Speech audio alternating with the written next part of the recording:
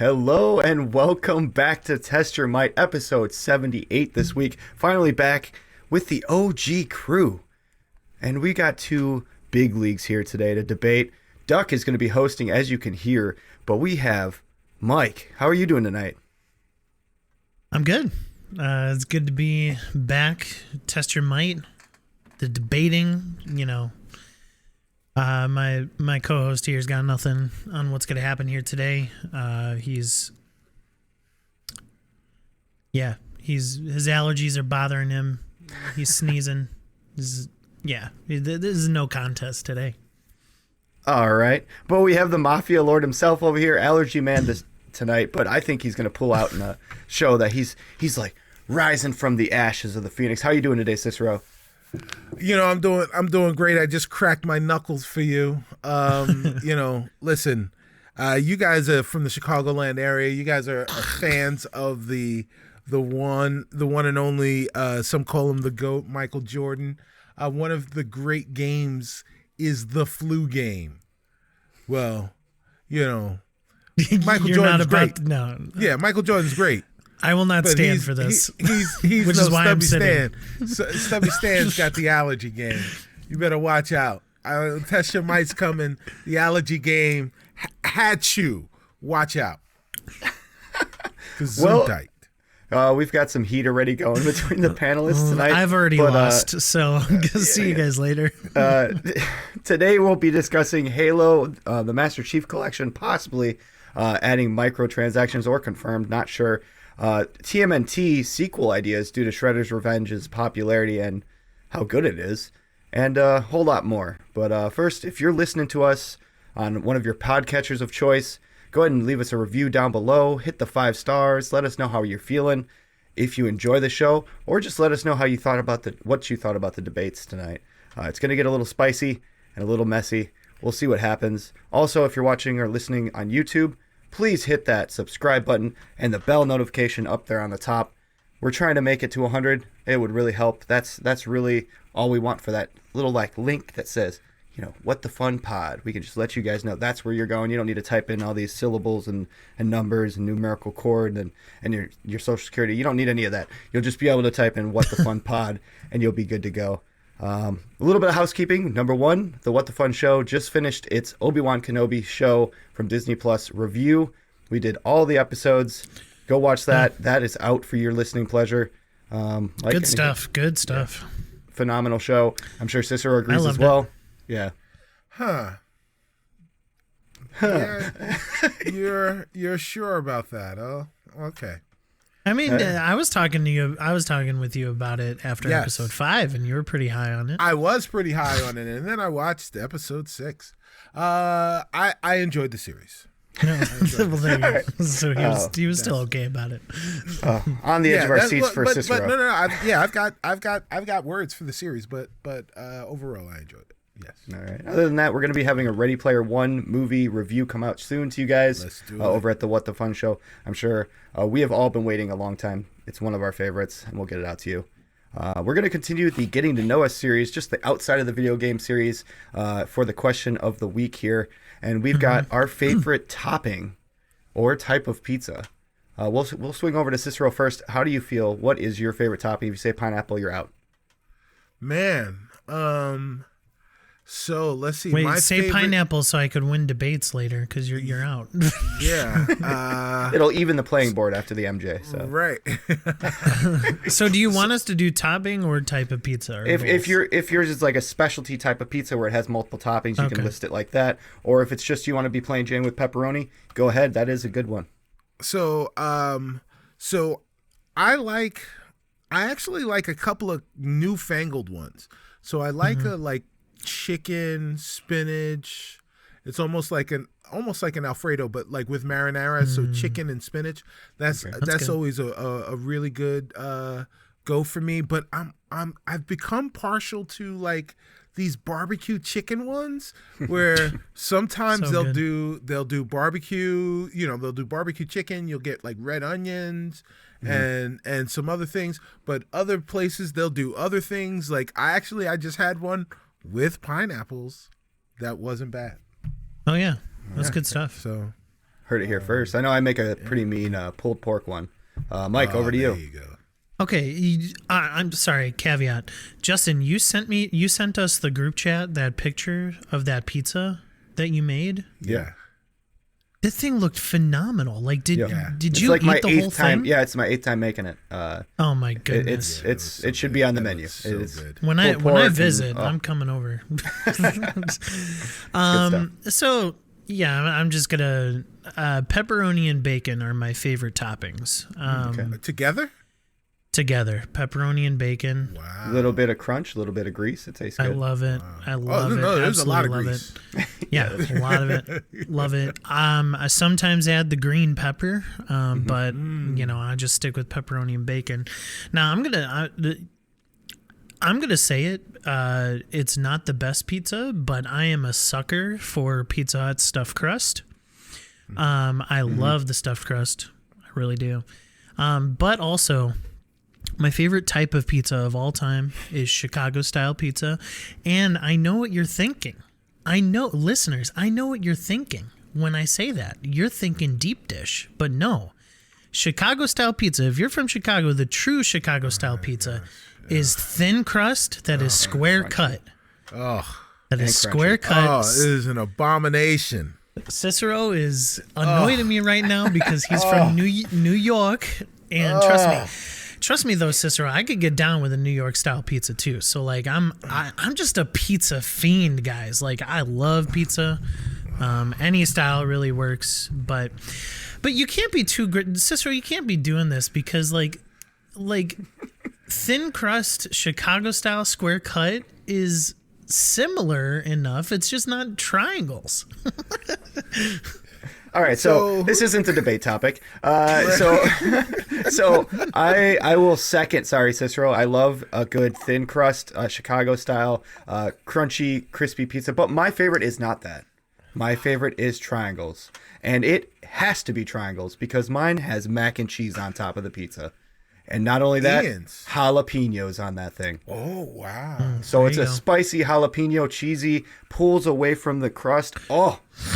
Good God. Oh, wow. Shout out to Ian's in Milwaukee. Really good macaroni and first time I ever had macaroni and cheese pizza. Ian's. I just want to set the record straight. Ian's. Right.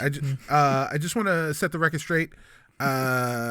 Pizza in Italy, right? An Italian pizza means pie, literally, right? So you can't order a pizza pie, you just ordered a pie, right? When you make a pie, right? People cut those pies in triangles, right? And you get slices of pie. So you get a slice of pizza, and that slice is meant to be cut in a triangle, a wedge. I understand.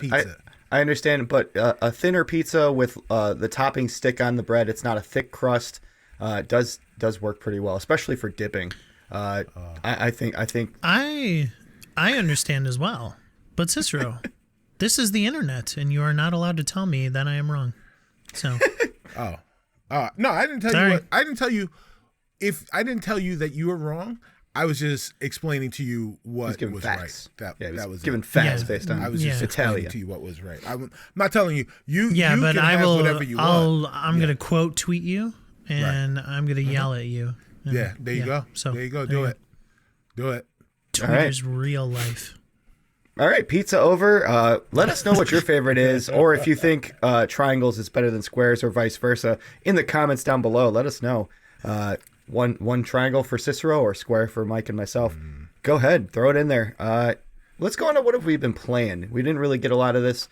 Haven't heard from Cicero in a while, but we did start with you. So let's go over to Mike first on this one. What have you been playing lately? Not a lot. I'll be honest. Catching up on some TV and just some movies that I've been wanting to watch. But Friday, I was able to sit down for a couple hours and play Shredder's Revenge with Sean Rugg. So, fellow co-host here, Test Your Might. So shout out to Sean. Sean really was experimenting with a lot of the characters, and just letting you know that like the problem with experimenting with characters, at least in story mode, is that each of them does have character progression. So if you switch characters, you lose the progression that you had because you're essentially starting over, as far as, power-ups and more abilities and stuff like that, at least in the story mode. If you don't want to worry about that at all, then play arcade mode. Arcade mode is basically story mode, but you have everything to start off. You have all the things. But we were going through story mode, and man, this game is so charming. It's wonderful. It is. The pixel art is beautiful. The controls feel pretty solid. Brawlers are kind of a genre that I don't always go towards. Like, man, did I love some of the old brawlers that I grew up playing, certainly, but it's kind of a genre that I've stepped away from for the most part, besides the Scott Pilgrim release a while ago, and then now this, and we were having a blast. We were having a blast. It was a lot of fun. I started off with Michelangelo, but I did want a little bit more range, so I went with Leonardo, and so I stuck with Leonardo, and he's there. It's just so much fun. Just play it. It's on Game Pass. Download it. Try it out. It's 1 gigabyte. It downloaded in like 3 seconds, even for me. So like it's a blast of a game. It's only super 1 fun. gig? It's only 1 gigabyte. Wow. Yeah, Mm-hmm. I have yet to play it. I do want to get 6 people together just to see if we can break the game. It's chaos. Yeah, that's what I want to do. Cicero, go ahead. What have you been playing?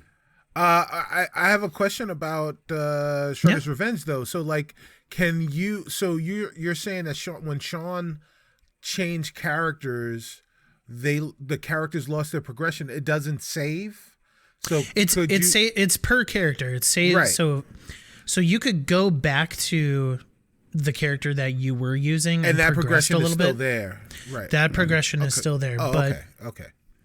But like what I'm saying is that like we were in the 6th level and he switched to April O'Neil, and by the 6th level you should have at least 2 upgrades, which honestly you just get by doing combos and just playing the game. Like there's no like you can complete challenges to get to those upgrades a little bit faster, but if you just play the game, you get to those upgrades. Sure. And because he was switching characters a little bit more often, he kind of had to restart until you get your first upgrade in story mode is more health. Your second upgrade is an extra super bar. So you have your bar, and then you could fill up the super bar once, and then your power can fill up again afterwards. So it's like a second bar on top of that. And then I think you could get all the way up to 3.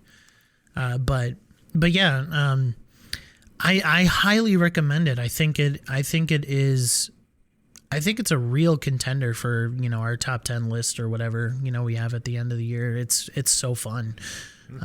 Yeah. So. All right. Cicero, what have you been playing though? So what have I been playing? I've been playing more sports ball, Madden, MLB, the show. I've also been playing let me get the name of this game correct. It is let me pull it up on Xbox. It is on Game Pass, and it was in the showcase last 2 weeks ago. Not the one that happened during the week, the one that happened over the weekend. The game is Naraka Blade Point.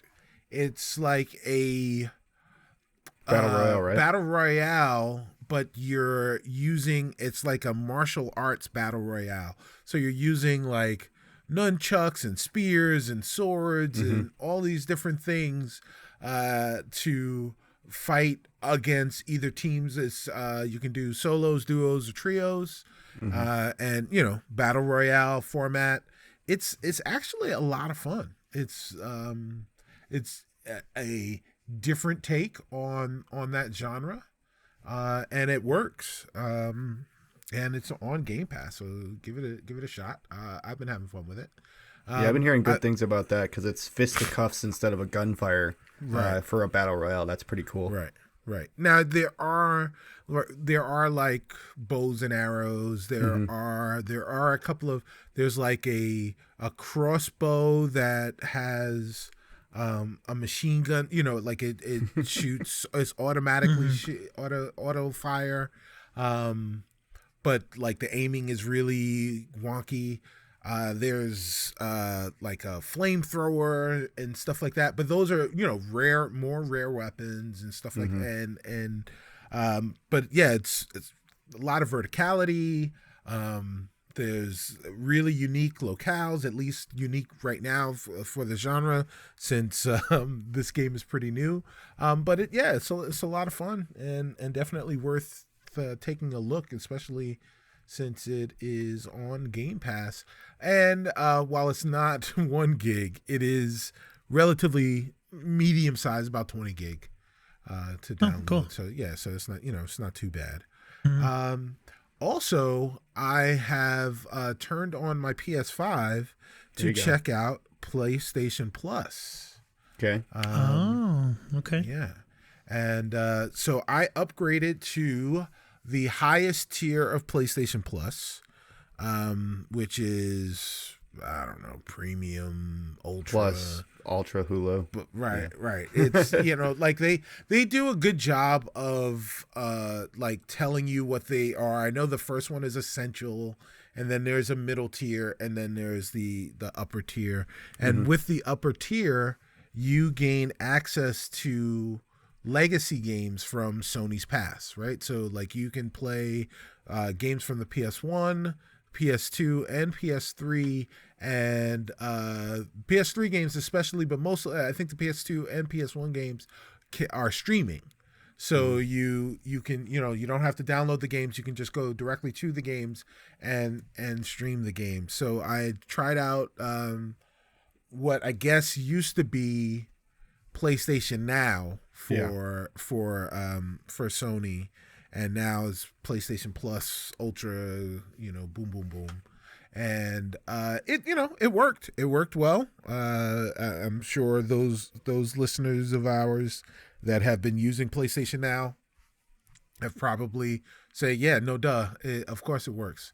But yeah, it works well. It's a little bit slower in terms of the load time than xCloud, Game Pass streaming, but it's cool. I was able to play a bunch of goofy games. I played some MotorStorm, nice. Apocalypse, yeah, and games were like, even good games were bad back then, right? Like that's the funny part about it is like, I remember that game. I remember enjoying that game. Not to say that it was one of the greatest games of the generation or anything like that, but it was an enjoyable game for the time.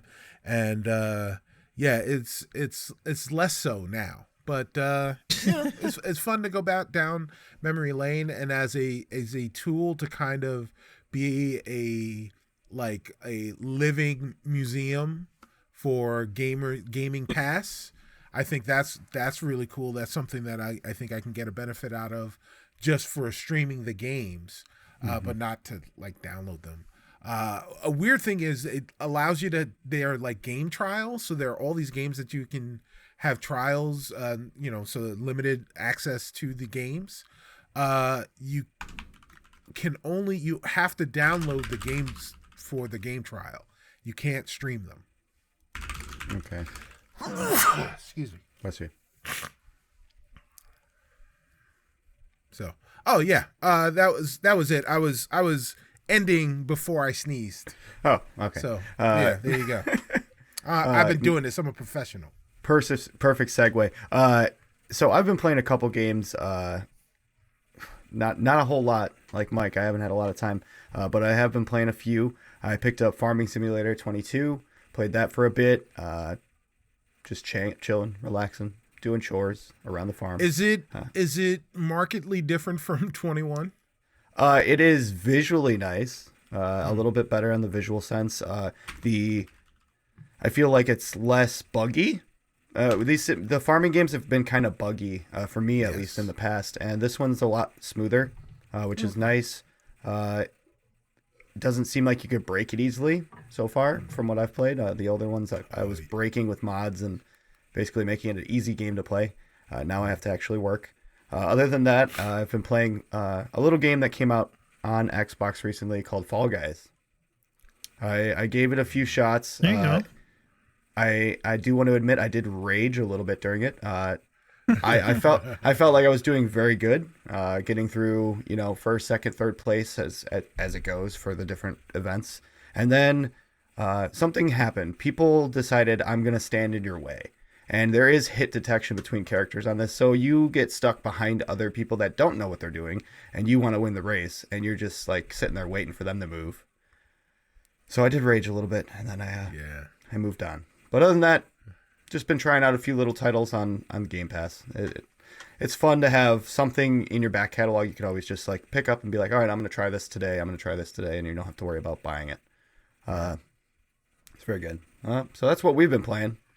You could also let us know what you've been playing, fans, listeners, and viewers, in the comments below. Also, side note, the intro for Teenage Mutant Ninja Turtles: Shredder Revenge is phenomenal. It is.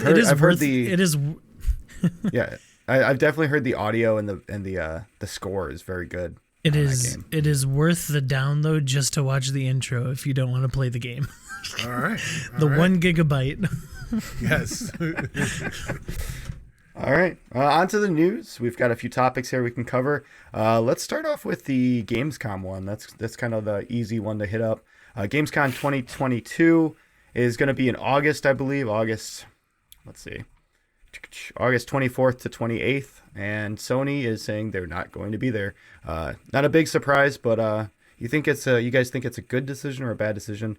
Should they get their foot in the door and get more news about games coming out, especially God of War coming out soon? Or do you think they're okay not going or being there? Cicero, go ahead. You are our lead PlayStation player right now. Yeah. Well, I don't think it's a good or a bad. I think Sony has made a decision. I think the pandemic has kind of fundamentally changed a lot of things in terms of the way that we consume lots of different things, and one of those things will be games media. And I think that Sony has decided that they're going to control their message, right? So that across the board, right? And it's going to save them a ton of money because going to those events, setting up those events, having all of the meetings to decide what you're going to do, then to get your crews and your employees out there and all of that. It's huge expense. Mm-hmm. And instead they can plan a thing in a studio, record it, and if, really they don't even do that, right? Like they don't even have like a presentation. It is just a series of trailers. Mm-hmm. And a voiceover. And so, that's how Sony's decided they're going to just, dispense their information. They'll have press kits and packets that they'll give to the IGNs of the world. And and they'll rely on games media to fill in the other blanks, right? Whatever the bullet points are. And it saves them a bunch of money. Mm-hmm. And controversy. Yeah, these are usually bigger events. I think like over 20,000, over 30,000 people show up to these things. Mike, you agree with Cicero on this one? It's fine. They can skip it and do a state of play or whatever else they'd like to do to save money. Yeah, wholeheartedly. I agree with Cicero. I know it's shocking, but yeah. I mean, I think the real question that we need to be asking is, when is Xbox going to follow suit? I mean, Nintendo and Sony are already there. They're already at the point where, I mean, Nintendo went first. They switched to Nintendo Directs. They decided to back out of E3 a couple years ago, or like at least maintain their focus. There was still a presence for them at E3, but what they were doing is they were maintaining the focus more on their directs sprinkled throughout the year. And then Sony just kind of like went the next level. No more E3. we're just going to do these state of plays. And honestly, I mean, at the very least, I don't know why Microsoft and Xbox aren't following suit as far as the state of play route. Maybe that they still want those, they still want to plant their flag in the E3s of the world, or the Summer Game Fest of the world, or Gamescom here. But I think Cicero is spot on. Like, the costs of going over to Germany to have a presence at Gamescom versus just making a 30-minute sizzle reel to say some things. I mean, also, like, what is there to even talk about? I mean, Xbox has already shared this past weekend what the next 12 months is going to be. So, I mean, like, I think Sony is just doing their own thing now. I mean, it doesn't matter either. Like, I think you get more of a positive reaction and more of a drip feed of news if you just continue to do these state of plays and, not follow these big conferences. So you know what's funny is Mike just agreed with me. I don't agree with Mike. So I think that Microsoft should be going to Gamescom, right? So one of the reasons that Sony is doing what they're doing, right? Like their philosophy has changed, and it's changed not only out of convenience, but it's also changed out of necessity, right? Those expenses were expenses that Sony felt as a corporation, right? Those were things that they were spending money on that they could use in other places, and could benefit from. Microsoft's one of the largest corporations in the world, right? In the history of the world. They got money. So, and what they don't have is fully, right? They don't have the goodwill of the community, right? They're still, if there is a race to be run, they're still in the part where the race is competitive, right? So they do need to make those outreaches.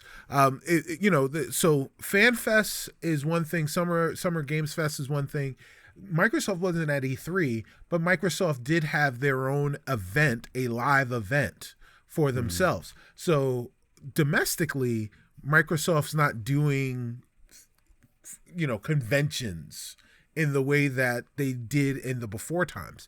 But internationally, it makes sense for Microsoft to go to Germany and have a big E3 like event that's a spectacle, so that you can see the spectacle and get people excited and talk about certain things. Maybe they'll talk about their dongle, the potential dongle that is coming, that you'll plug into your TV, that's going to be on the Samsung, the Samsung televisions or the app or whatever, whatever it is that they're going to have. So there's the potential for that. There's a potential for some game announcements as well at Gamescom. And I think, like, if you're the only game in town, if you're the only guys that show up, then you become the story, right? You automatically put yourselves in position to win Gamescom, right?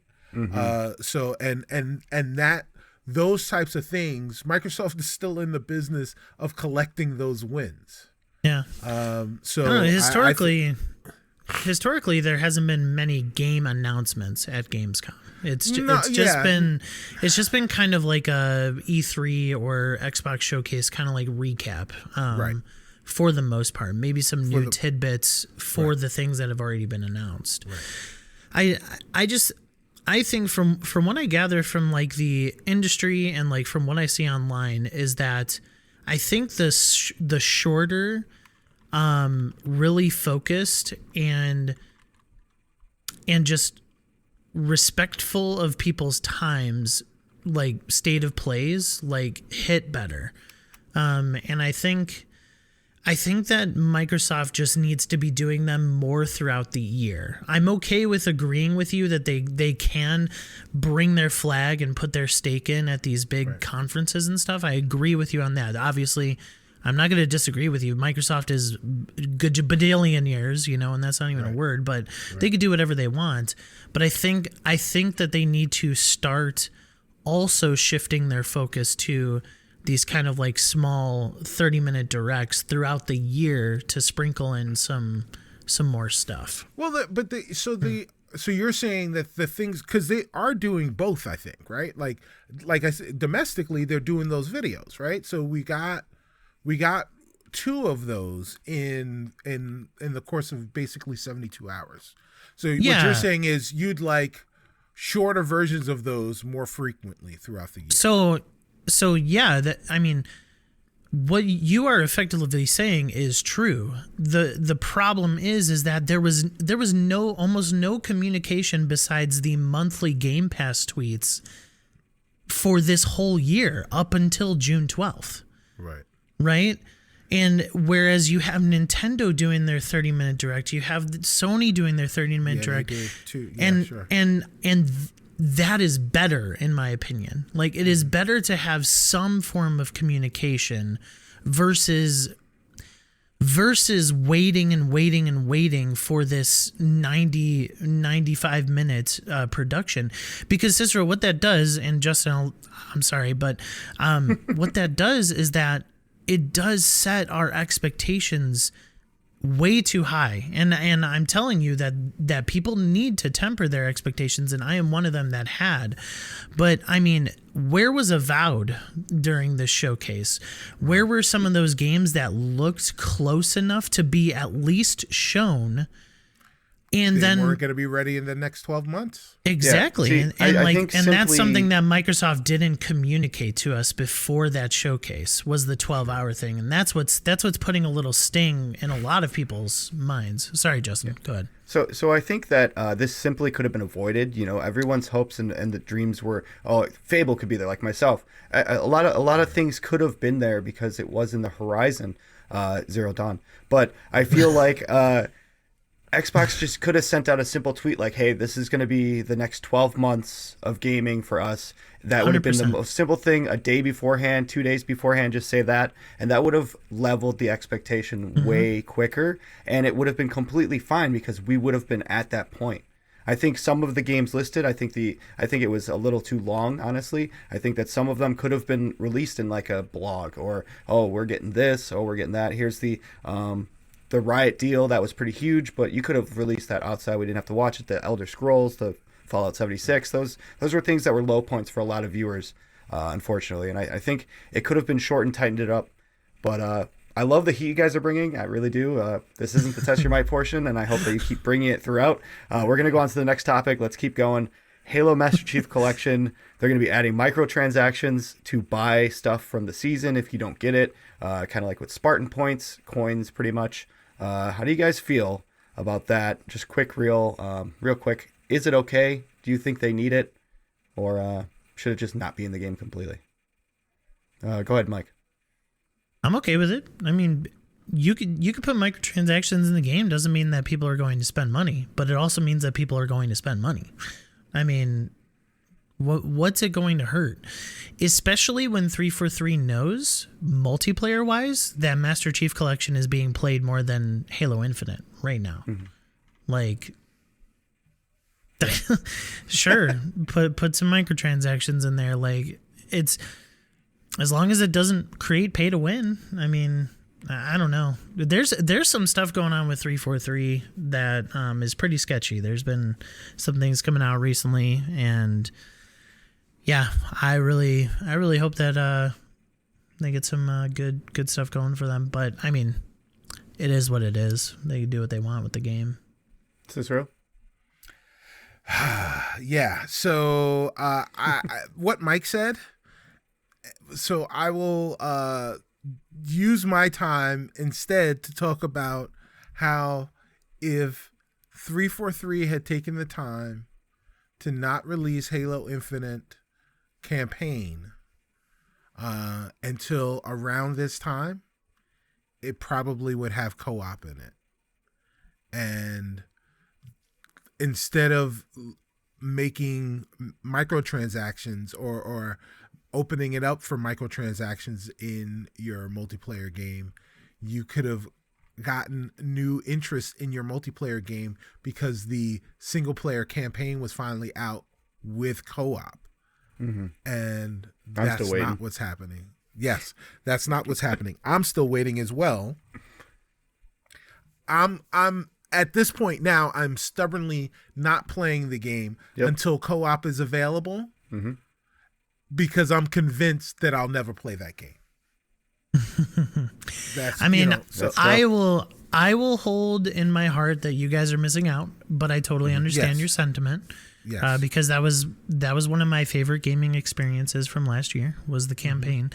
But I do think you're right. I don't know, guys. Like, I'm no game developer, so everybody take this with the biggest grain of salt ever. Right. But I mean, there is co-op in so many open world games at launch. I just don't understand why it wasn't here. I just don't understand it. It was complicated. It was complicated, right? Like there were things about what they were trying to do that, right, because of like the whole open world nature of the game. There were probably lots of different things that they had to wrap their head around. Also, like narratively, maybe there were things that were like, how do we like juxtapose whatever it is that we do with this in the narrative. But Justin, you play Far Cry a lot. How does narratively, when you're playing co-op in Far Cry, how does that change? Does it change anything? Usually the characters that are addressing the main character, the protagonist, talk to that one specifically through the cutscenes. The other one is just standing on standby. So it's not as... Like, I would be fine with them just showing the one Master Chief during those cutscenes and talking to that one as you both, instead of showing two different characters. So you don't have to change anything. You just show the same thing with an... You don't even have to show a second Master Chief standing behind. You just have to... It's the same immersion level to show that one for both characters that are playing at the same time. That's what happened when we were playing Sniper Elite 5 too. That's what happened. Yeah, I didn't see myself at all. Yeah. Right. And and I don't care.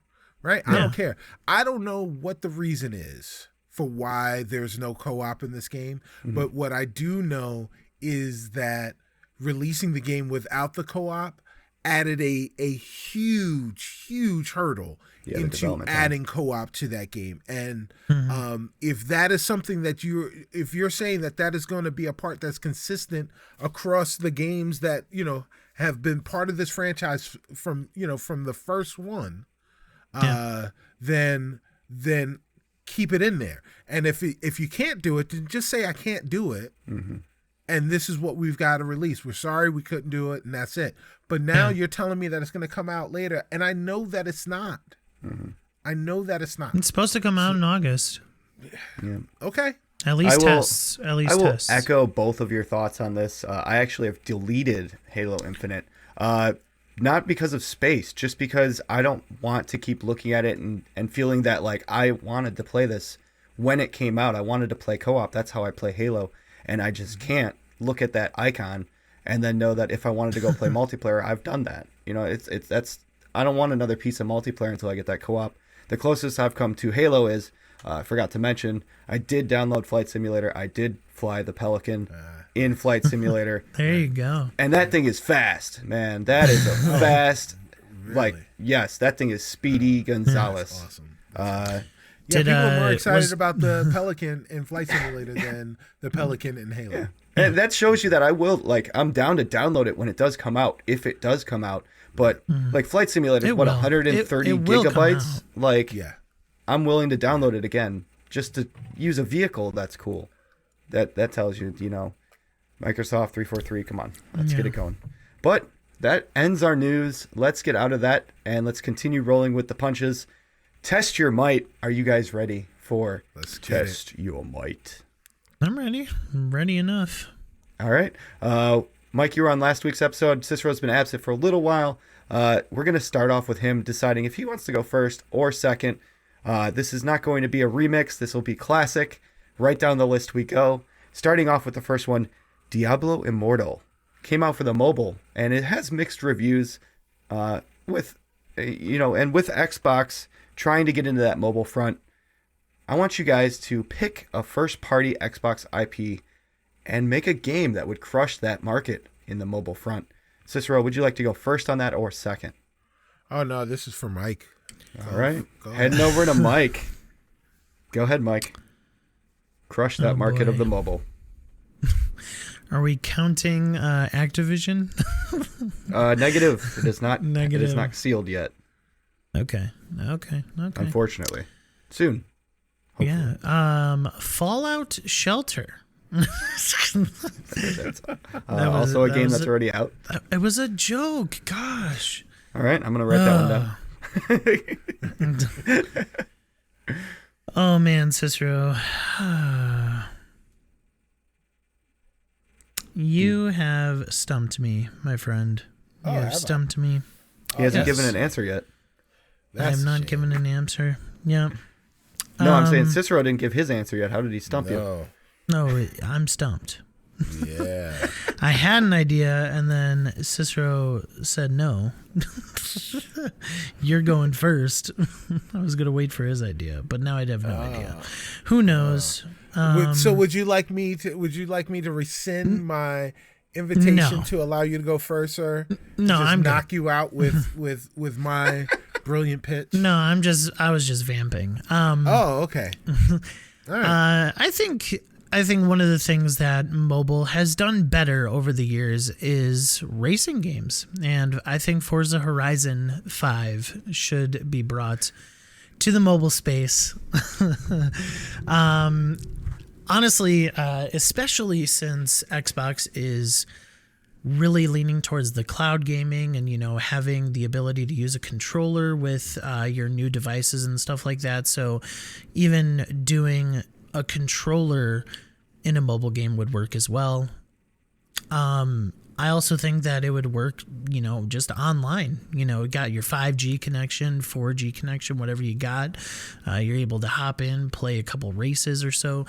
And plus, they have been adapting those touch controls really well for cloud. So I think that they would be able to do it in the mobile space as well.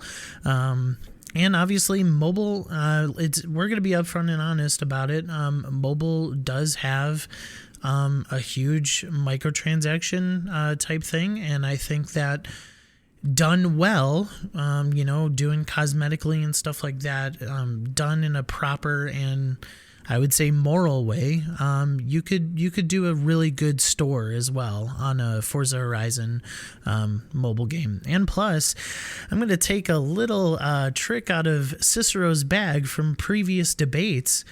This is your catch-all Forza game. All the maps, every single open world from all the Horizons are in this game. I think it would crush. All right, Cicero, over to you. So instead of being able to pitch my Forza Horizon game, what were you going to call it? Forza Horizons? No. That's what I've got here. So right. So this is, mine was actually Forza Horizon Go. So Pokemon Go was a big game, and you're technically pitching a different game. So if you'd like to pitch yours, you can. So Forza Horizon Go would be in the same way that Pokemon Go got people up and out and about in the world. We kind of need that, right? People have been stuck in their houses for 2 years. We need people to be able to get out and go around. Well, you can go around and you can take pictures of cars that you can now add to your garage for your Forza Horizon, car. And then you can earn it through races. You can earn coins and points that will allow you to upgrade the cars that you found. So you can put different mods on them, and all sorts of different things. And because of the licenses that Forza Motorsports already has, most of the cars that you see on the road are already in the game. So you can find a car and you can see one and like, oh man, that car is awesome, blah, blah, blah. And they can work out and get deals for other manufacturers. So you can get those manufacturers in the game. Imagine, if you will, today I just saw for the very first time a Rivian R1T. It's a brand new electric pickup truck. And I got to talk to the owner and all that other stuff. But imagine if you were a Rivian or your Kia or one of these OEMs, these car manufacturers that has a new model out that they're trying to draw attention to. Now you can draw attention to it by releasing it into Forza Horizon Go, and people can be on the lookout and try and find one and get it in the game. And, you know, the first couple ones that get in the game wind up actually having boosts and bonuses so that they can be, you know, either quicker or better equipped for some of the eventual races that you wind up having in your races and your enjoyment on the app, Forza Horizon Go. All right. Mike, what is the official title of yours? I currently have Forza Horizons, but then you listed all the other games. Is that good? Just with the plural? Yeah, that's just fine. All right. Again, what does yours do better than Go? Well, I mean, I think that for the... I think Cicero's game is very niche. I think Pokemon Go, in its prime, really did expand to the culture and the overall zeitgeist of, you know, pop culture, and people wanted to play that game because either they grew up with Pokemon or it was something that actually was getting them outside of their house, getting some exercise. And so I think that Forza Horizon Go is just a little bit too niche. I don't think that majority of the people, the millions that Pokemon Go got, you know, want to go take pictures of cars and collect them in their garage. I mean, what would you evolve your cars to the next stage? I don't know. It's just, I just don't think there's a catch there for more people. And I think the biggest thing here is that Cicero even alluded to it in his argument. He has to use my game to make his game better, because he said that you would use the cars that you collect to race, which is basically my game. People want to be able to... What is the best feeling that you get from a racing game? It is that you are controlling a car and you are able, you know, with the rumble, there could be rumble in a phone, by the way, there's vibration and stuff like that. You're feeling as if you are driving a fast car that you would probably never have the opportunity to drive in your life. And that is the feeling. I just think about my time playing Forza Horizon 5. When I was playing it a lot, like, it was just so fun to just take the most random cars and drive them off a cliff and like try to have the biggest jump of all. Like, I think that people just want to experience the ride instead of just collecting. Not all of us are Jay Leno.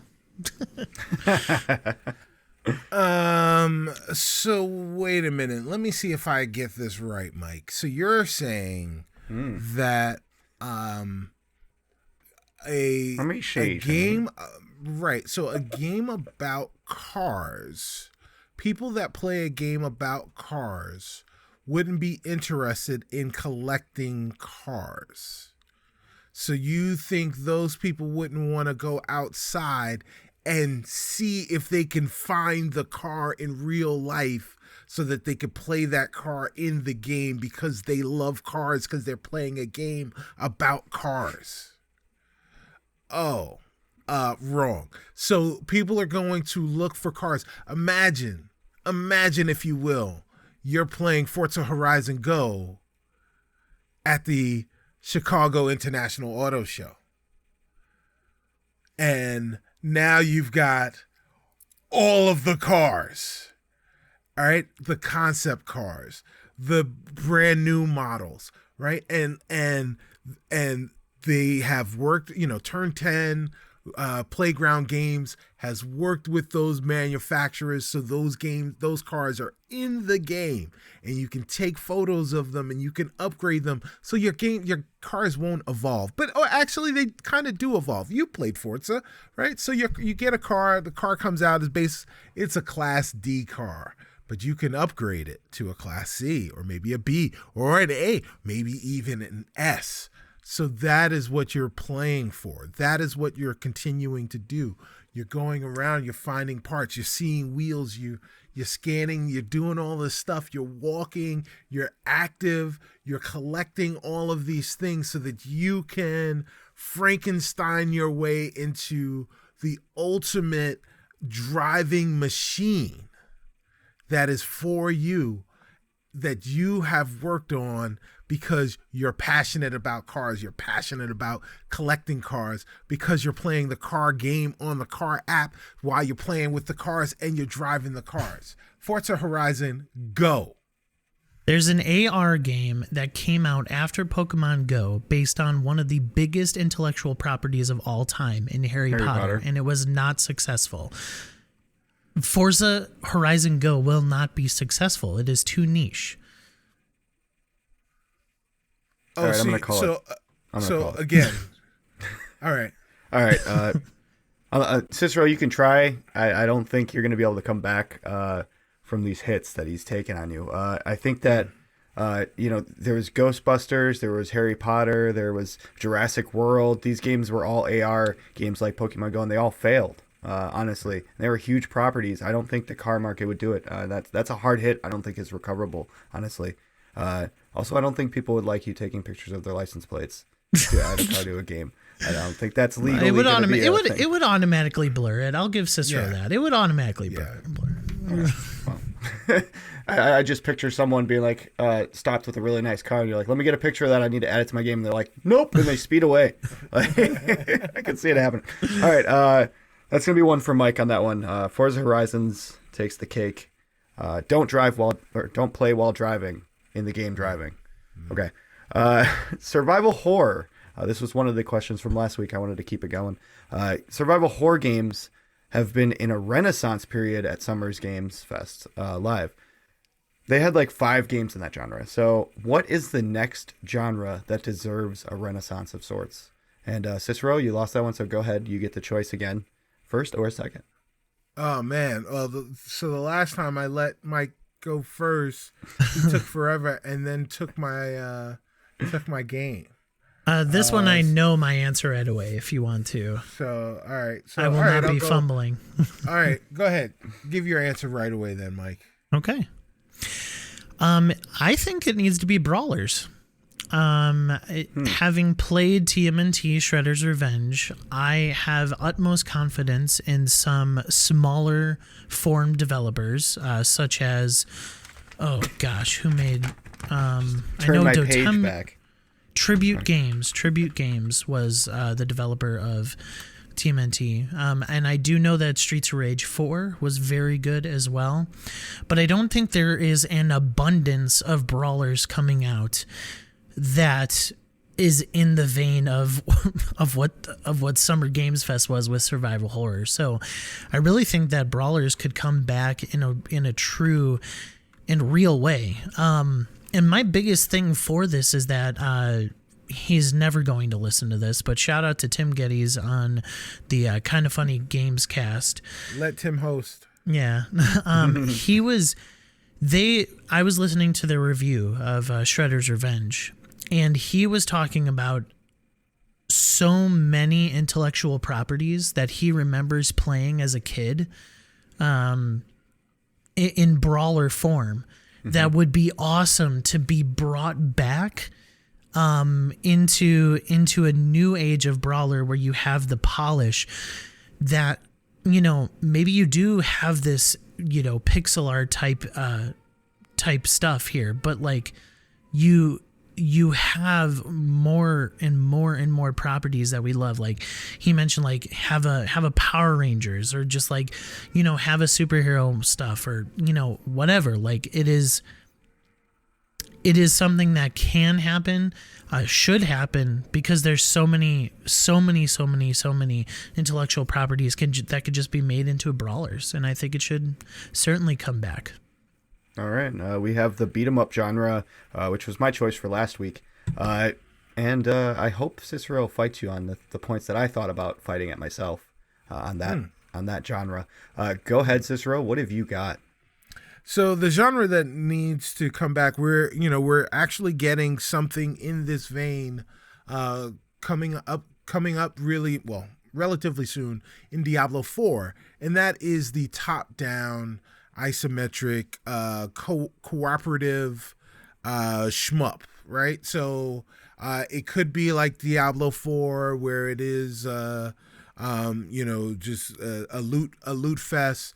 But it could also be like the Ascent, which was a cyberpunk game, and that's kind of like where I am. Is I think if you do the isometric stuff, the cool thing about doing that stuff is you have the ability to add a lot of details to what you're seeing and the way the game is being played, and that kind of stuff is really, really cool, right? It's just the little things that you're able to see as you're continuing to play, and all of this chaos is happening.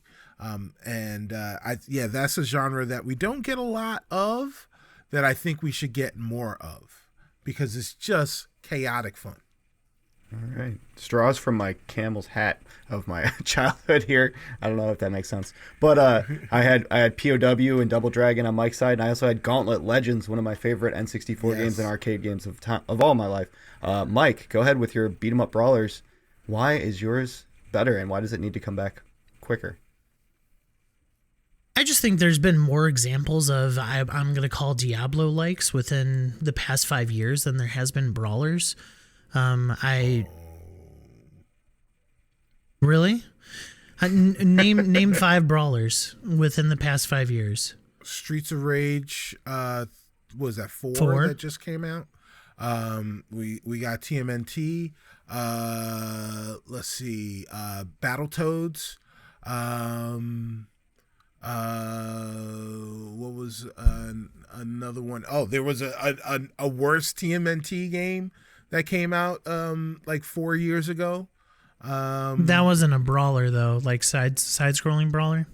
Yeah. Well, yeah. Okay. I mean, I'm just looking at a list here. We have Diablo 2 that came out. We had Wasteland 3 that came out. We have Diablo the Divinity 2 came out like. Well, the resurrected version. Like, the resurrected version. Like, sorry. Yeah. Hades, although it has roguelike implements, it's still kind of in that vein. But not co-op. I mean, true, yes. But I still think that there has been more instances of your genre, within recent memory than there has been brawlers. Man, like the things that brawlers could do with, I think it's a simple game design that can bring to light a lot of the intellectual properties that we loved growing up, and then I believe that a lot of the properties that we even love now can be transferred well into brawlers. I mean, I just think about like Pokemon or something, like even Pokemon, like choosing your starter or whatever, but having a side-scrolling battle between other Pokemon, whatever. Like, I just think it would be a lot of fun. And what is really cool about it is that your angle there, Cicero, as well, where it's co-op, is that I just had 2 hours of, playing TMNT with Sean, and I just had so much fun. It brought so much joy to my heart, and you can have that in a brawler setting as well.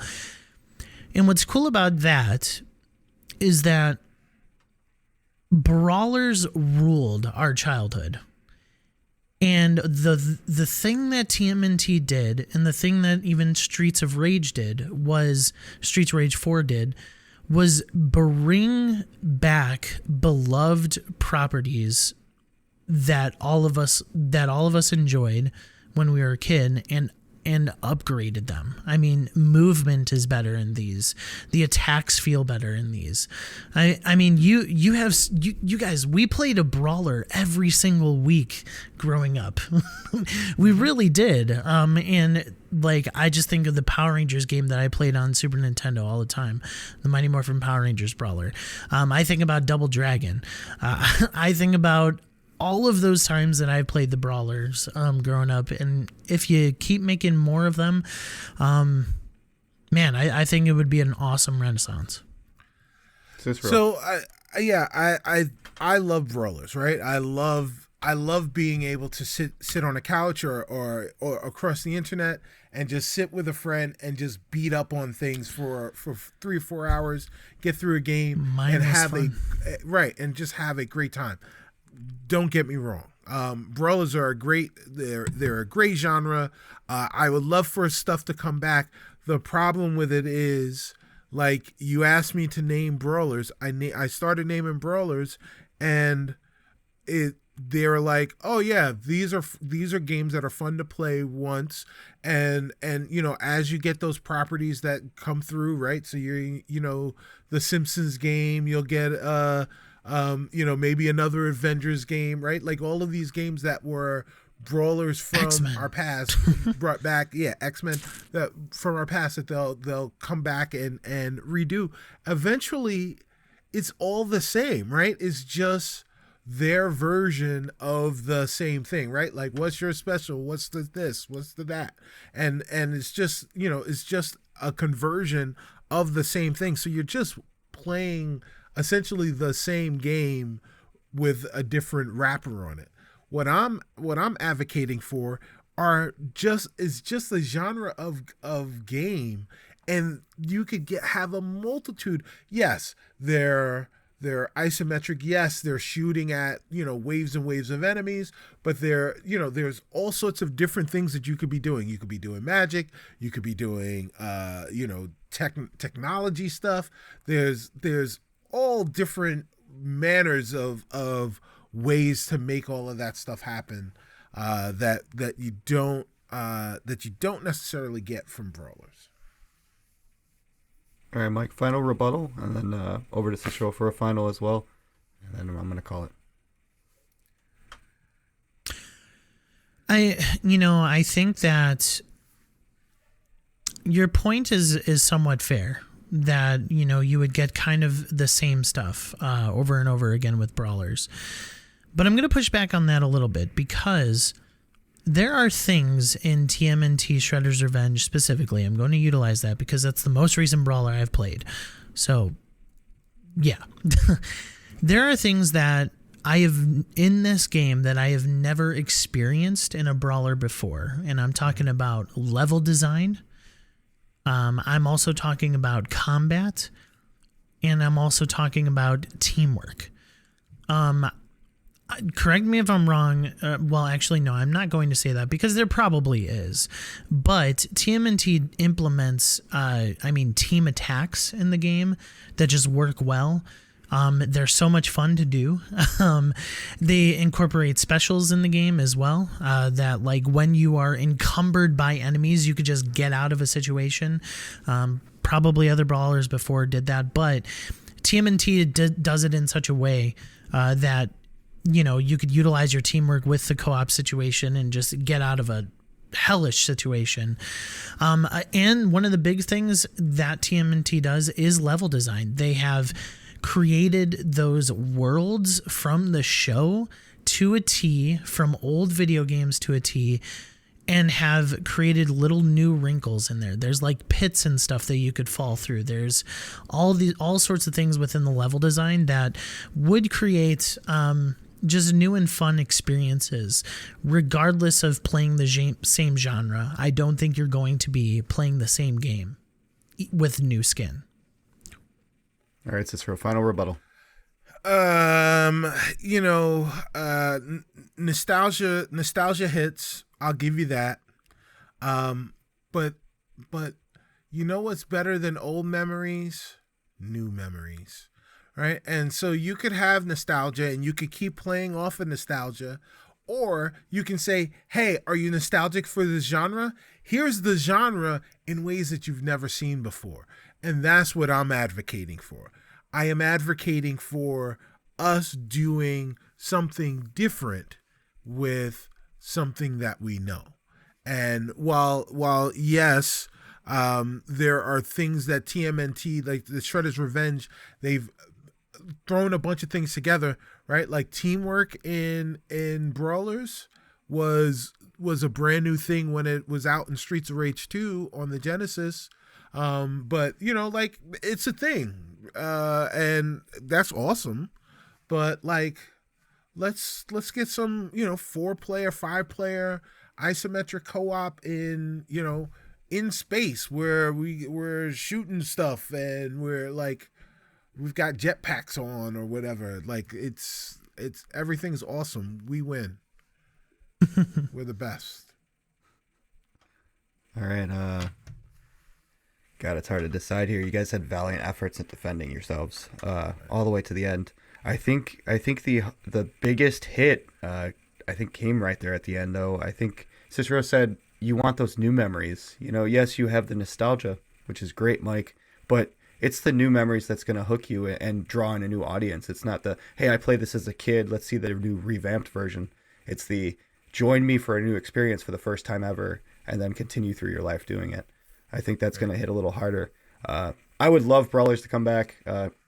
Simpsons was mentioned. Geez, can you imagine? It would be good. But I think there's more scope in the top-down isometric that could be touched. The new area could be touched a little better. So I think Cicero wins that one just by a hair. You guys did amazing that fight. Seriously. Thank you. I think we're sticking around the Brawler sense here for the next question. This game has been mentioned before on this podcast just a couple times. TMNT Shredder's Revenge is being praised since its release. So on the show. Yeah, on the show and outside the show. So pitch me a sequel and what features would make it even better. Whatever you want to go, the sky's the limit. Make a believable game, sequels. And Mike, you're up first on this one. Unless you want to pass the torch. It's up to you. I'm going to let Cicero go first because I feel as if I have a slight advantage because I've actually played the game. So let's see what Cicero's got. So we're pitching a sequel to Shredder's Revenge, or correct. We're pitching or the next TMNT game, pretty much. To the next TMNT game. Oh, okay. Wait. No, that's a totally different question. Like, because I'm thinking Brawlers, and like based on this, like next TMNT game, are you saying it's Brawlers? I'm saying it would be a Brawler. Yes. Okay. That is, okay. It's all right. specifically Sorry. going down the same line. Is that okay, Cicero? Okay. Yeah, okay. That's fine. All right. That's fine. Go ahead.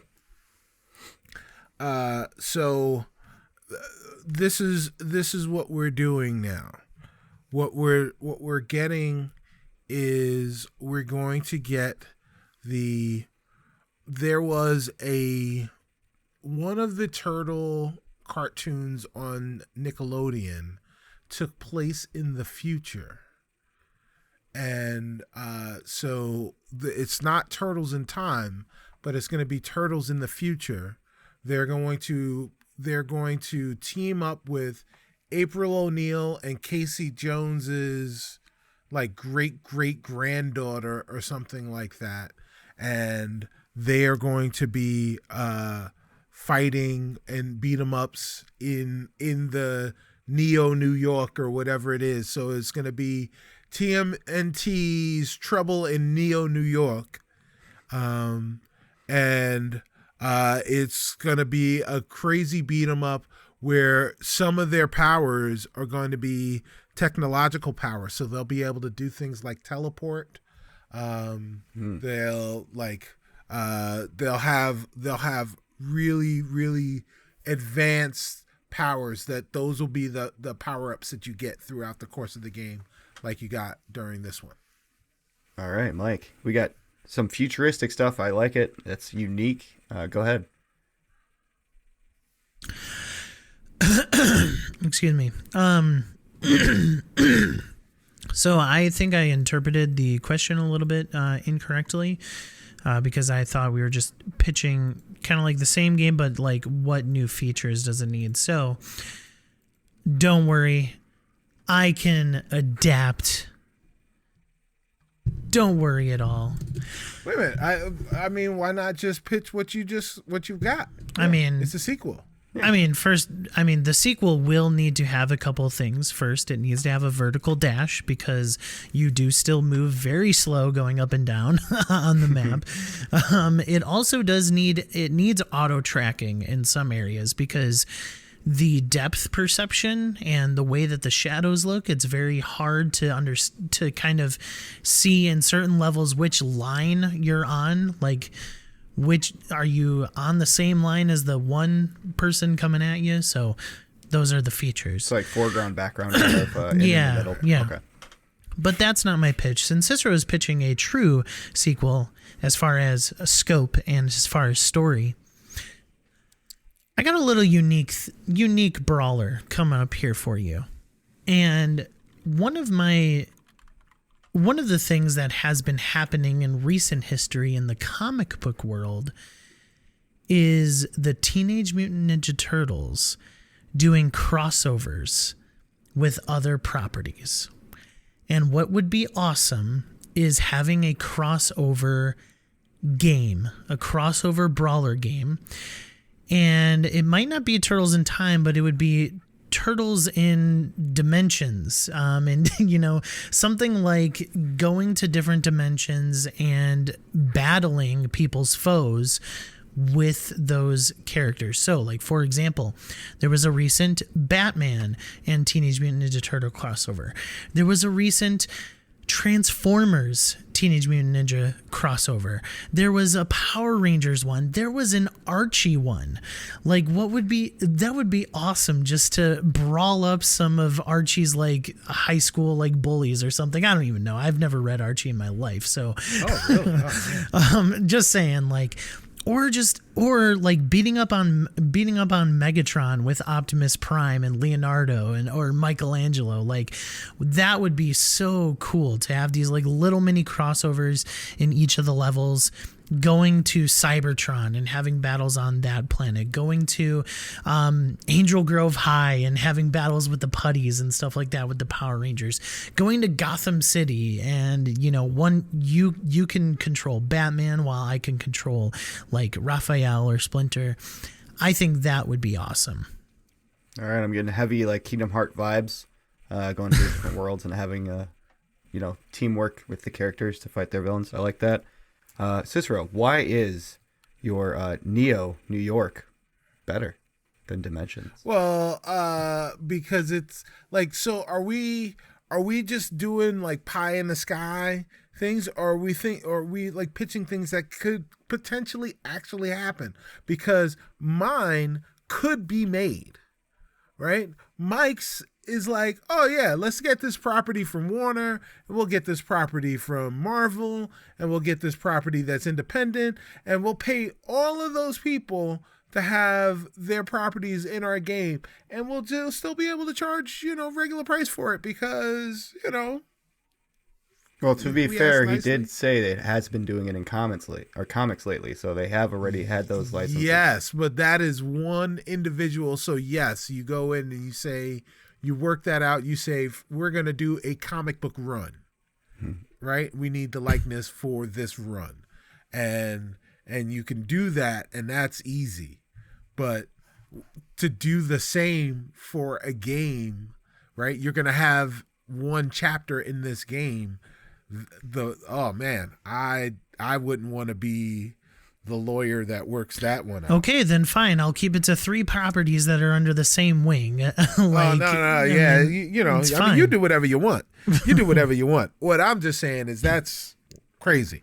That's crazy talk. But mine, not crazy talk, because it's already there. What you can do now, though, is you can take the same game mechanics and change the animation style to a style that's more similar to the cartoon that this particular version of the Turtles is based on.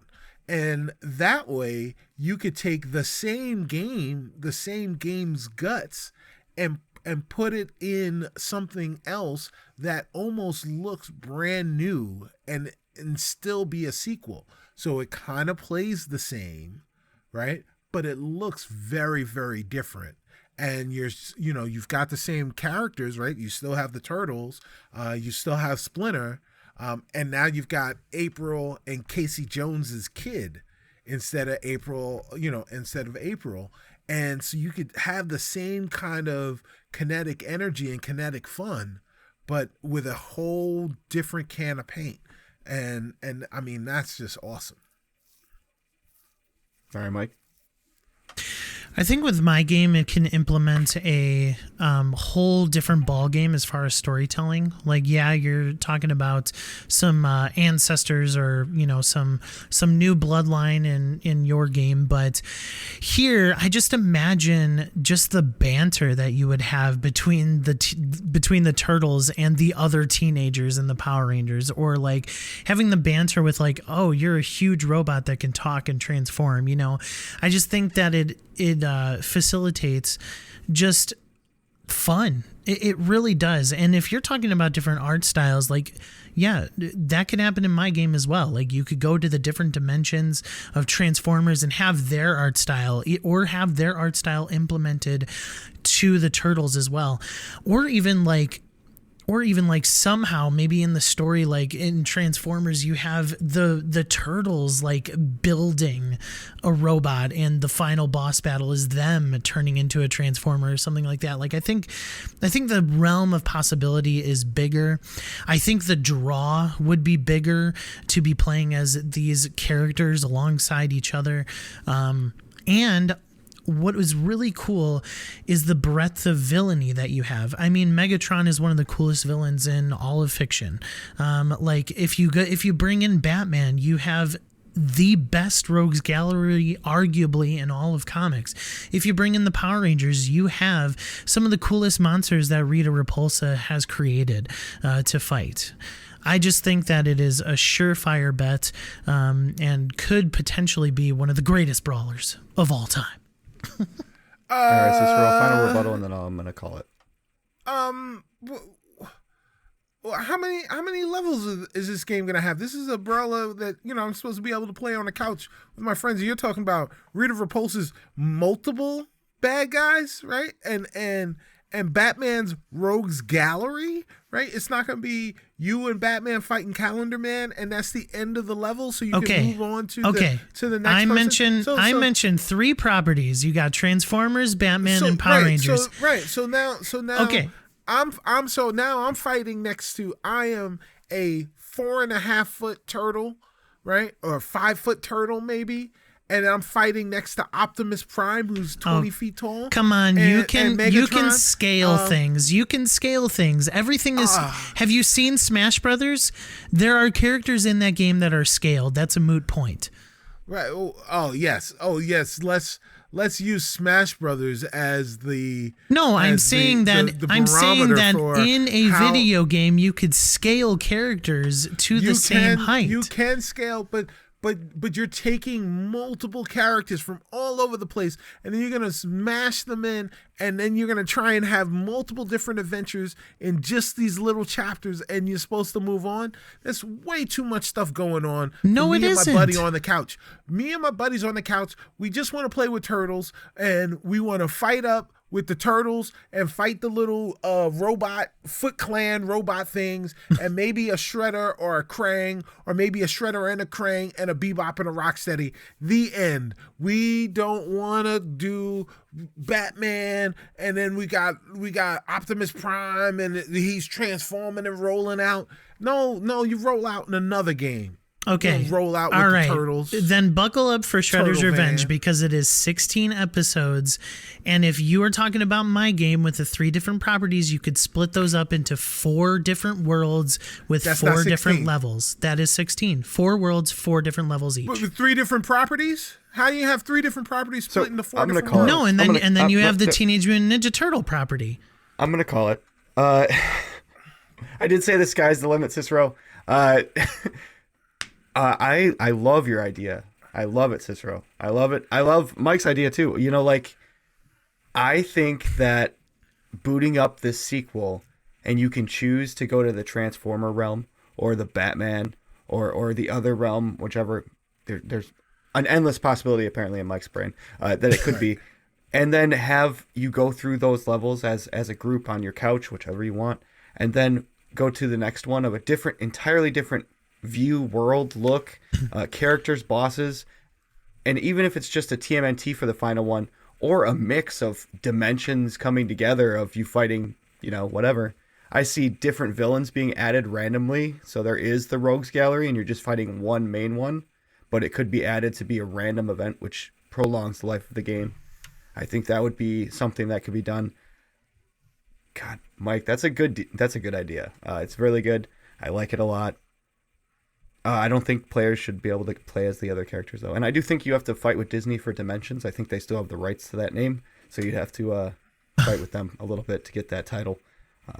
But Mike gets that one. Oh, man. Garbage. I'm protesting. Transform into a garbage truck. I'm protesting at the home office. All right, so for this next one, I have made it specifically for you two because I know you guys cannot wait to play this game coming out. So yes.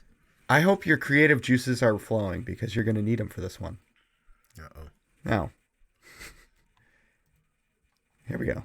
In October, there's going to be a game release that is pretty gross, pretty messy, pretty horrific.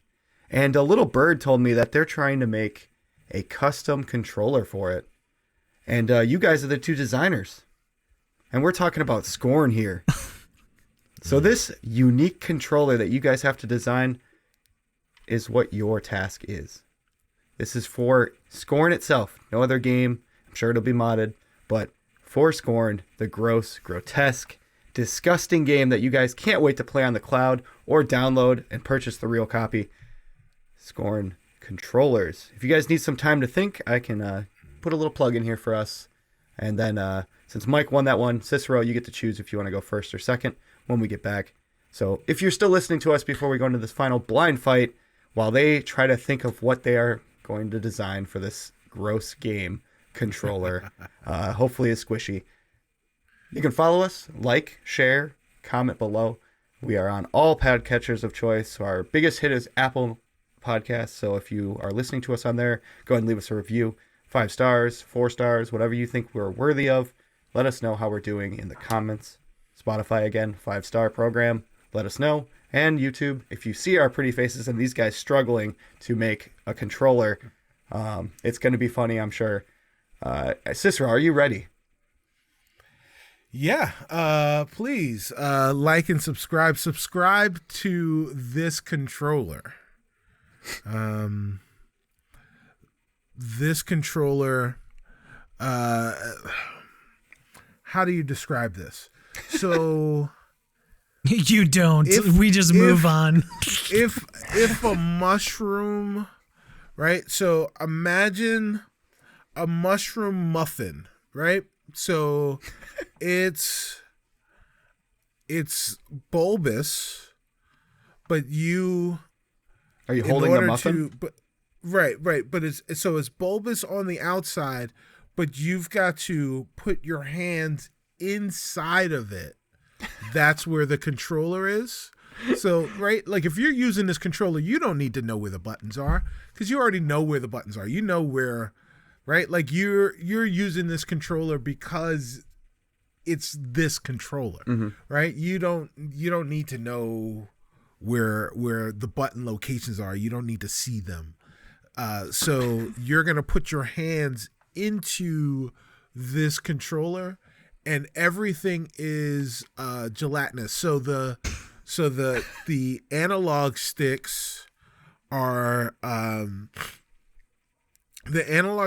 gelatinous, but the articulators, right? So the actual sticks that are under the pads feel like bones. You're able to squeeze the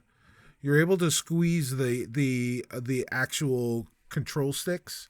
So they feel like bones. And then the face buttons will. So it'll work fine for SCORN. It's going to be kind of difficult for other games because like the controller, the buttons will still have pressure sensitivity, but the buttons themselves are kind of gelatinous, right? So they're like imagine if your eyeball was a button. So you'd like be able to push down on your eyeball to a certain point and then it goes down, it goes in. So that's what all of the buttons kind of feel like. So they, kind of like maybe contacts or something to that effect. The D-pad is also like little bones. It almost feels like knuckles. Like when you push on them, they kind of slide a little, right? So it's almost like cartilage. And then your triggers feel like fleshy bits. They almost feel like earlobes. All right. And okay. and the whole thing on the inside, it feels warm and it feels wet, but when your hands come out, your hands aren't wet. It's weird. All right. I see kids sitting around with like their hands like this in a mushroom. Mike, Yes. Go ahead. I just want everybody to remember that this is a family-friendly podcast. Gelatinous is a good word to use. That's a very safe word. All right, so my controller only comes with the collector's edition, the scorniest edition. The scorniest edition? The scorniest edition. All right, Justin, I hate so you. Scorny. You're welcome. I hate you.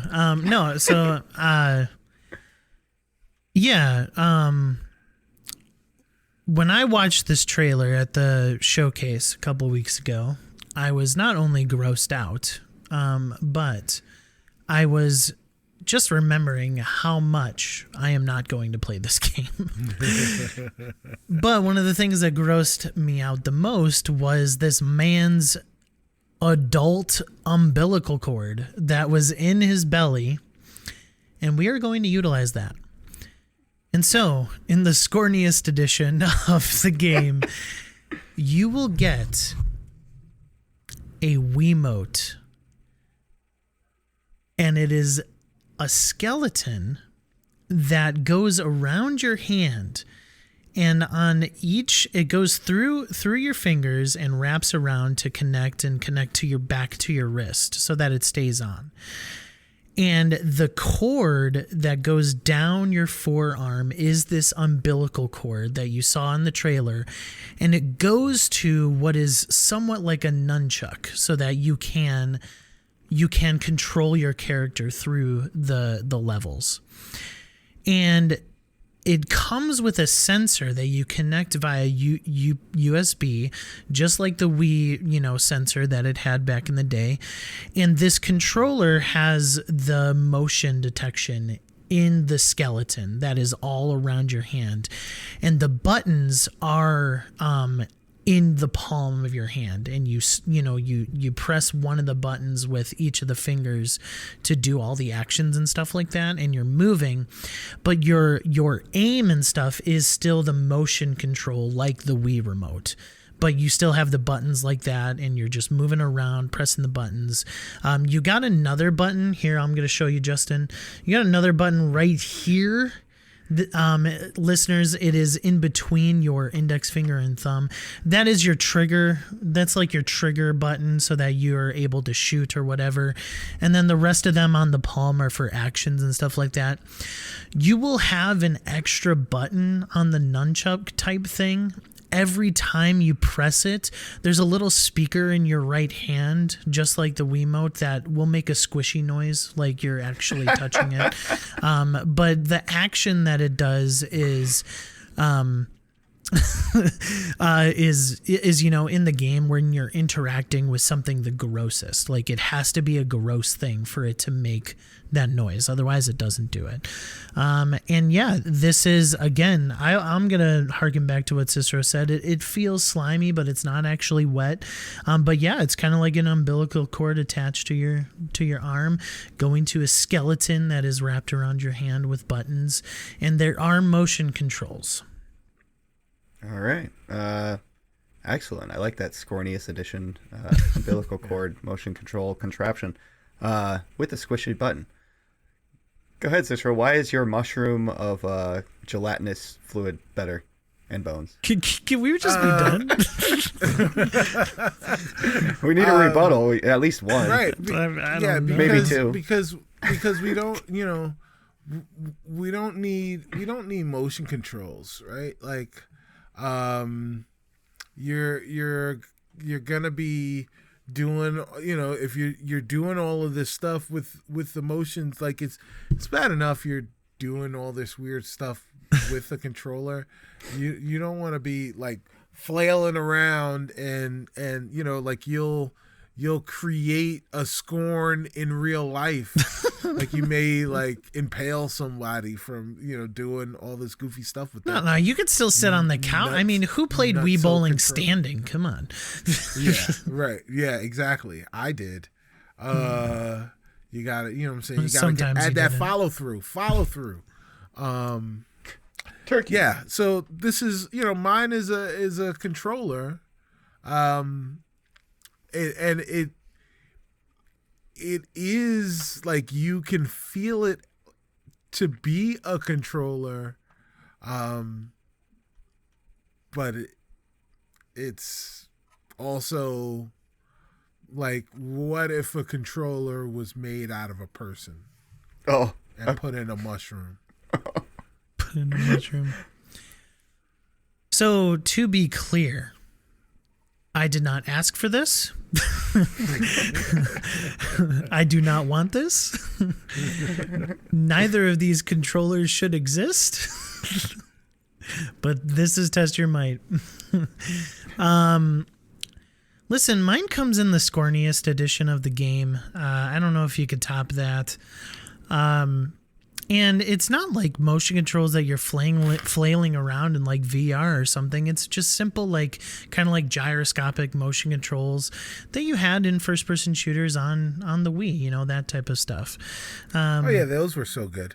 They weren't, but this game needs gross controls for how gross the game is. So I'm just kind of staying on brand for Scorny. For Scorny. Yeah. I got nothing else to contribute to this. So. All right. I like the addition of a squishy button for mics. I feel like Cicero's would be naturally squishy without a button. I think that the different way of controlling with motion controls in a first-person shooter would do good. I do like the feeling of it being like a power glove, but without as many buttons. Trying to bring that back, and doing everything with one hand also is pretty cool. Putting both your hands inside of a mushroom that feels really gross would kind of be like you're restricted. You can't eat, you can't do nothing. You're stuck there inside that mushroom playing the game. I think Mike gets this one. I think that motion umbilical cord with the skeletal thing, that even though he didn't ask for it, the Scorny edition pulls out on top, I think. The Scorniest edition. I have been scorned. Which in that case, that is 3 wins for Mike, which means Mike is our winner of the evening. There is no Price is Right round tonight. Mike, anything to say to your fans? It's been a long time coming. I haven't won a debate in a while, so. Well, that just tells you probably should play SCORN. I'm not even remotely downloading that game. Like. I will. Okay, let me just come out and say that if you like debate, if you like these types of games, I'm not judging you, because one of my best friends likes these types of games. He's sitting here on this panel right now. It's just Cicero. It's just not for me. It's just not me. Yeah, Cicero. It's just not for me. I'm sure it's not for Cicero either. It'll be fun. All right, let's go into the leaderboard. Let's keep it quick. And we've got the top 5 best single disc releases of multiple games. So that's going to be like collections. Like we've talked about the MCC today. games that have multiple games in one disc form or one release form. I'll go ahead first. Okay. I'll go first. I'll go with the Uncharted Collection, which is the first 3 games. If I could type today. You want me to get that? Yeah, you go ahead. Uncharted. Okay. And then I've got the... I really want to do the MCC, but I want to leave it for someone else. So I'm going to go with the Handsome Jack Collection for Borderlands. I think that was a good pick. And my third can be the Orange Box. Good call. Bringing it back. Go over to Mike for the next one. So I read this wrong again. I was thinking one game that had multiple discs. So I was thinking like Final Fantasy VII had the opposite. Yeah, I was literally thinking the opposite. So can we go Cicero first, please? Sure, Yeah. I'll go. Okay, I'll go cool. next. Thank you. So I'll go Rare Replay first. Ooh, wow, that's a lot of games. I'm gonna go Midway Arcade Classics Volume 2.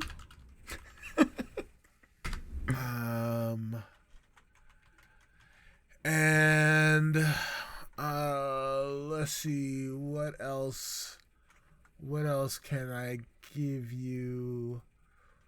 You're talking about Arcade Treasures? Is that the one? Yes, PS2? Arcade Treasures. Yeah. All right. Yes. Yeah. There you go. Ooh. And I'm gonna go with, for my third, I'm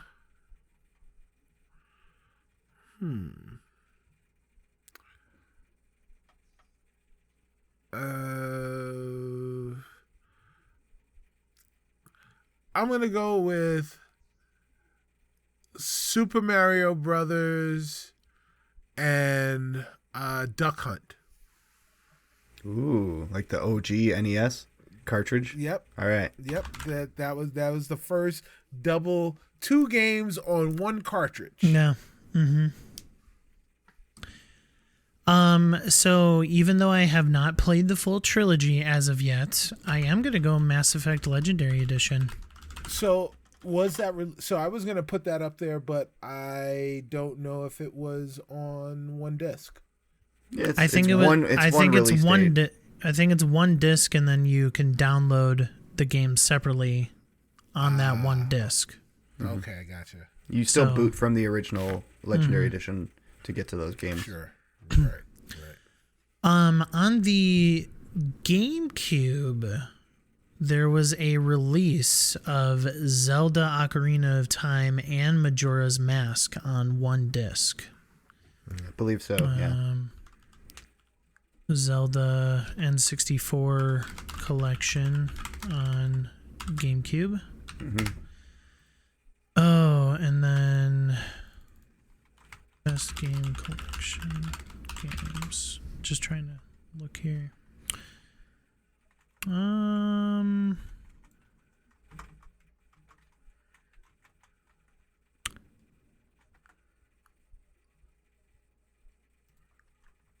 You know what? Just because I am having so much fun with it recently, and I'm going to shout out Justin here as well, I'm going to go with the Lego Harry Potter collection. 1 disc. That's technically 1 game though. There wasn't like that's not. No, it's not 1 you're game. You're talking about the remaster. I'm talking about the remaster, which has both of the games on there. Mm-hmm. That's fair. Which is year 1 through 4, and then they did year 5 through 7, and they put it together on 1 disc in the remaster. That Legend of Zelda is expensive. I'm looking at it right now. All right, must have. You guys have. I know. Cicero's played Uncharted. Mike's never played Uncharted. I'm gonna put Uncharted up there for my must-have. Okay. I think that without 4, it's still an amazing collection, and it deserves to be up there. So my must-have is Midway Arcade Classics, Really? or Arcade Treasures. Yeah, Treasures. some of my absolute favorite arcade games. Yeah, Gauntlet 2, Mortal Kombat 2, Mortal Kombat 3, Rampage, Spy Hunter 2. Rampage, exactly. Oh, you got it. Yeah. APP. Yep. Yeah, there are some great games on that. Narc is on there too. Yep. Wow. Yep. All right, Mike. I think I'm gonna go with the Zelda N64 Collection. I mean, two of the greatest games of all time on one disc. Yeah. I personally didn't like Majora's very much, but it's a good deal Still, for sure. still one of the greatest games of all time. So, All right. Anything strike your eye? I know Rare Replay has a lot of good titles. Orange Box is a I'm staple. in the tank. I'm in the tank for Rare Replay. All right. Mike, Original Battletoads is on there. You've got Conker's in there. Conker's on there. And Banjo. Yeah. Yep. Perfect Dark too, the original. Yeah. I'm down with that. If you guys Rare are Replay? down. Okay. Okay. Yeah. Well, I can't type either. All right. And we got one more. Oh, I mean, I guess it's got to be Mass Effect, Orange Box, or Super Mario Brothers and Duck Hunt. All right, so you get Personally, Portal. I think it's between Mass Effect and Orange Box. Yeah. Agreed. Yeah. You've got Portal, you've got Team Fortress 2, you've got the Half-Life games, the only release of those games on console. But Mass Effect though, like all three of those great games. I think the thing with Orange Box is that and call me out if you want, listeners, but I only went to Orange Box to play Portal. I didn't play the other stuff, so that's probably my mistake on my end, but I would say that's probably a good amount of people who did that. Right. Well, I played Team Fortress a lot. Yeah. A lot when it was. Yeah, but I think Portal was the game that hit like the culture. Right. And yeah. like that was the staple game of the box, yeah. Right. Yeah. That was the game on the marquee. Whereas like the collection of Mass Effect, like I think just hits different than the collection of Orange Box. That's just my opinion. Yeah. Okay. All right. Yeah, I think more people will play more of a greater percentage of Mass Effect than will play Agreed. the percentage of Orange Box. It's also very hard to get Orange Box now. Yeah, let's do it. Let's go. Everyone good? Mass Effect Legendary Edition? Mass Effect. All right. All right, so our leaderboard in no particular order. Honorable mention the MCC Master Chief Collection. Apparently, we didn't even put it on the list. We have the Uncharted Collection, the Midway Arcade Treasures V2. We've got the Zelda N64 Collection on GameCube, Rare Replay, and the Mass Effect Legendary Edition. And that's our show. Episode 78 out. Mike, our winner tonight. Yeah. Hope you guys enjoyed it. If you like what you hear or watch, go ahead and leave us a comment or like or subscribe. It helps us out. For Mike, for Cicero, and I'm Duck. You guys have a good night.